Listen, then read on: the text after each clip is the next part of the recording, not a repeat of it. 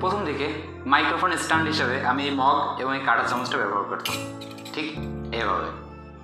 তারপরে আমি এটাকে একটু আপগ্রেড করি, সেটা হচ্ছে এখানে একটা শোলা এবং এই কাগজ লাগিয়ে, তারপরে এখানে একটা পাইপ কেটে, তারপরে এখান থেকে তখন আমার কাঁটা চামচটা লাগতো এভাবে। এটা হয় আমার মাইক্রোফোন স্ট্যান্ড। আমি এটা এখনও ব্যবহার করতেছি। আমি একজন সেলফ টট পারসন, তো as a Bangla medium student যখন আমি প্রোগ্রামিং, ডিজাইনিং বা ইত্যাদি অন্যান্য কিছু যখন আমি শিখতে যাই, তখন দেখি সব কিছু ইংলিশ এবং হিন্দিতে। হিন্দি কিছুটা বুঝলেও হিন্দিতে বেসিকটা খুব ভালোভাবে কভার করা যায়, কিন্তু ইন্টারমিডিয়েট বা অ্যাডভান্স লেভেলে যাওয়ার জন্য আমাকে ইংলিশ শিখতেই হচ্ছে। ইংলিশ তো শিখতেই হবে, আজ না হয় কাল।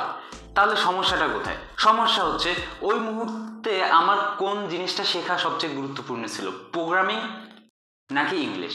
আমার জন্য গুরুত্বপূর্ণ ছিল প্রোগ্রামিং শেখা, কিন্তু আমাকে সেটা বাদ দিয়ে আগে আমাকে ইংলিশ শিখতে হয়েছে, তারপরে আমাকে আবার প্রোগ্রামিং বা ডিজাইনিং শিখতে হয়েছে। তাছাড়া ইংলিশ থেকে শেখার সময় তারা অনেক শর্টকাট বা অনেক রেফারেন্স দেয়, যেগুলো আমি সাধারণত বুঝতাম না, এবং না বোঝা স্বাভাবিক, কারণ সেটা তাদের ভাষা এবং কালচারের সাথে যায়।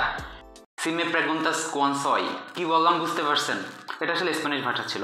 এর মানে হচ্ছে আপনি যদি জিজ্ঞাসা করেন আমি কে। ওকে, আমি হচ্ছে একজন এন্টারপ্রেনার এবং এক্সপিরিয়েন্স সিকার।